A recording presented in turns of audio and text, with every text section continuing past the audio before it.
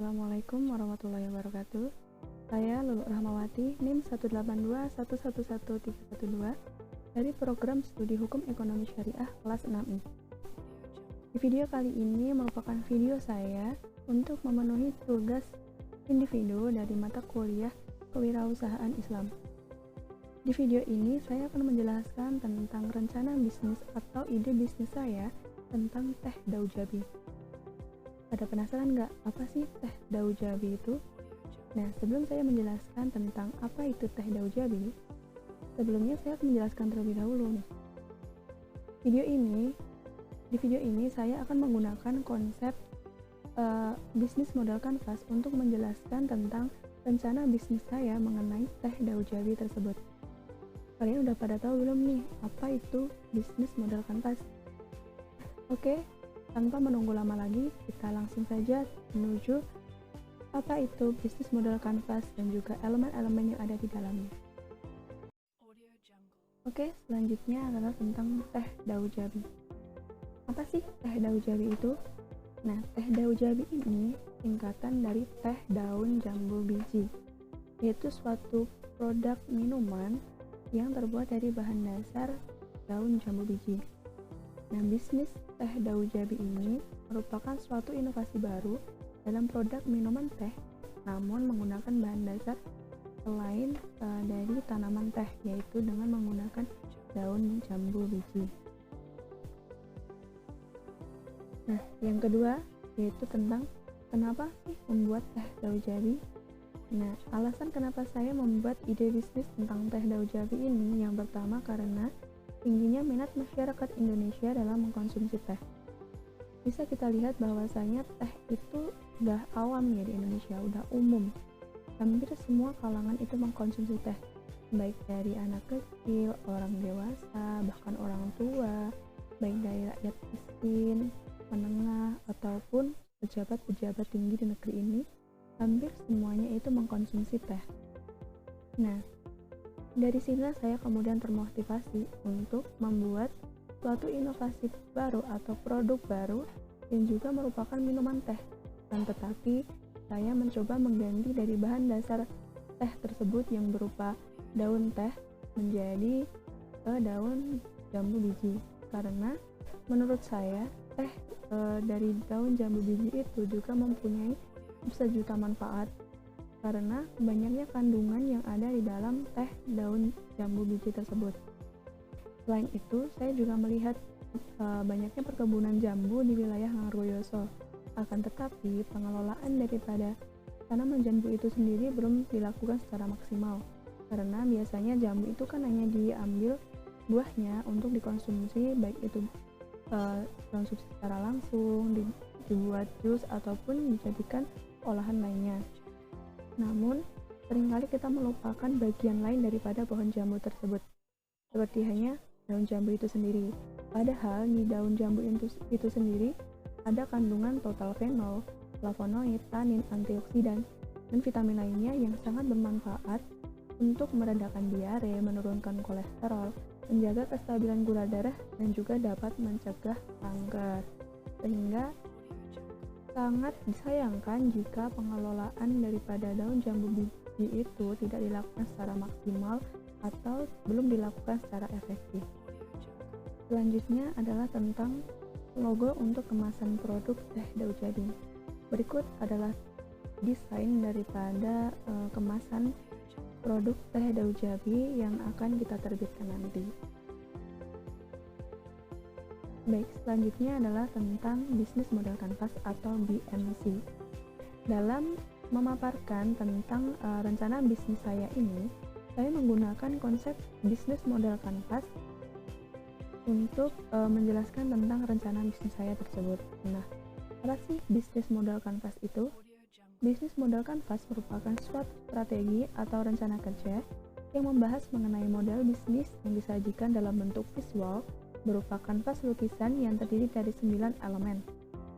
Tujuannya adalah untuk menjelaskan, memvisualisasikan, menilai, dan juga mengubah suatu model bisnis agar mampu menghasilkan kinerja yang lebih optimal. Nah, ini merupakan elemen-elemen yang ada dalam bisnis model kanvas tadi. Seperti yang setelah saya jelaskan sebelumnya bahwa dalam bisnis model kanvas atau BMC itu terdapat 9 elemen. Nah, elemen-elemen tersebut yang pertama ada customer segment, yang kedua ada customer relationship, yang ketiga ada channels, yang keempat ada value proposition, yang kelima ada key activities, yang keenam ada key research, yang ketujuh ada key partners, yang kedelapan ada cost structure, dan yang kesembilan ada revenue stream. Nah, dalam bisnis teh Daun Jabi ini, saya menggunakan customer segment yaitu orang tua yang berusia antara 46 sampai 65 tahun, kemudian orang dewasa usia 26 sampai 45 tahun, para pecinta teh, wisatawan lokal, dan juga restoran dan kafe. Nah, sebelumnya saya akan menjelaskan terlebih dahulu nih, apa itu customer segment. Nah, customer segment itu merupakan cara yang kita gunakan sebagai pelaku bisnis untuk menentukan target dari pasar atau mengelompokkan target yang menjadi sasaran dari pemasaran produk kita tersebut. Nah, yang kedua ada customer relationship. Customer relationship itu merupakan suatu cara untuk membangun atau menjalin kerjasama yang baik antara customer dan juga pelaku bisnis, sehingga dapat memberikan kesan pertama yang baik kepada customer agar customer tersebut menggunakan produk yang kita pasarkan lagi.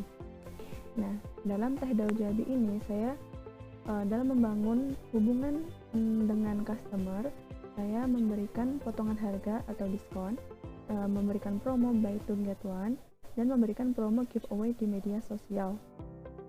Yang ketiga ada channels. Nah, channels ini merupakan media yang kita gunakan untuk memasarkan produk kita tersebut.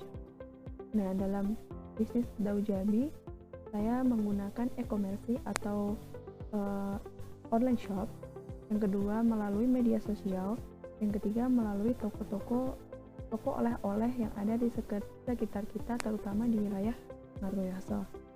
Nah, yang keempat yaitu value proposition. Apa sih value proposition itu? Nah, value proposition ini menjelaskan mengenai produk atau bisnis yang kita buat dan poin-poin penting yang ada di dalamnya yang membuat bisnis yang kita buat ini berbeda dengan bisnis yang lain. Justru jika ada perbedaan dan itu dapat memberikan nilai lebih kepada produk yang kita hasilkan. Nah, dalam hal ini yang pertama ada produk teh Daun Jabi itu dibuat dari bahan dasar daun jambu biji yang bermanfaat untuk meredakan diare, menurunkan kolesterol, menstabilkan gula darah, serta dapat mencegah terjadinya kanker. Nah, yang kedua untuk memaksimalkan pemanfaatan tanaman jambu biji.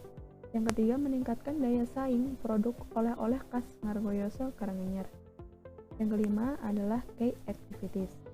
Key activities atau aktivitas kunci merupakan aktivitas apa aja sih yang kita lakukan dalam proses produktivitas tersebut, dalam proses memproduksi dari produk yang akan kita buat tersebut.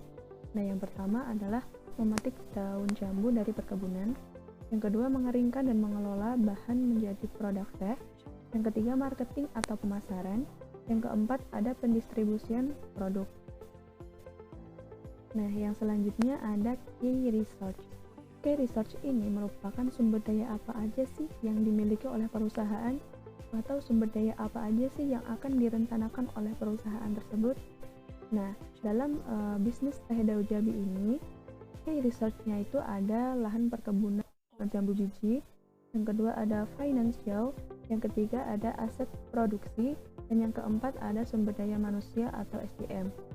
Selanjutnya ada key partners, yaitu partner kunci.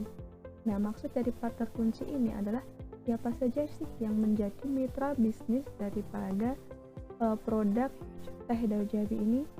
Nah, di sini itu ada pemilik perkebunan jambu biji. Yang kedua ada mitra distributor. Nah, mitra distributor ini ada reseller, pemilik toko oleh-oleh, pemilik restoran ataupun kafe. Kemudian ada cost structure.